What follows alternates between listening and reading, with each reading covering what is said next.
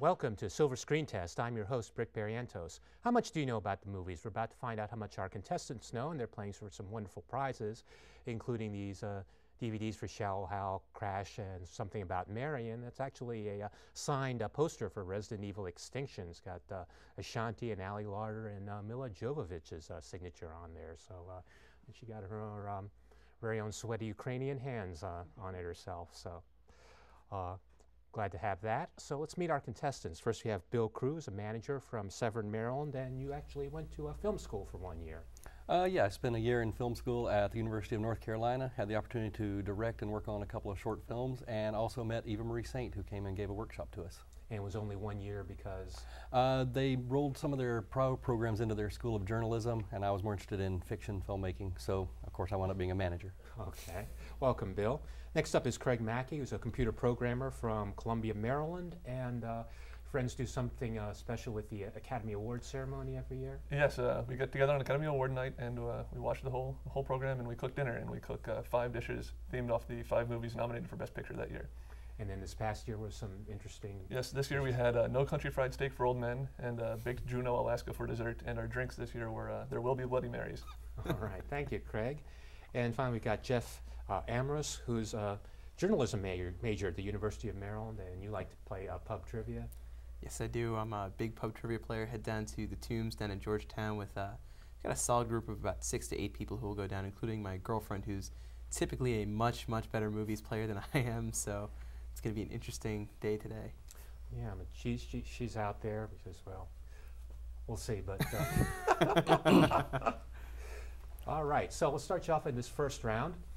Each of these questions are worth 1 point each. You get in early enough, you get a PowerPoint, and it'll be worth 2 points. There's no penalty for wrong answer, but I finished the question for the other players. So here's your first one. His nephew is married to the star of Courting Alex and Darman Gregg, and he was a street musician in France. Married to actress Bridget Fonda in 2003, he's suffered irreversible hearing loss from his previous stint with the band Oingo Boingo. Name this composer, best known for the Craig. Danny Elfman. That's correct for 1 point.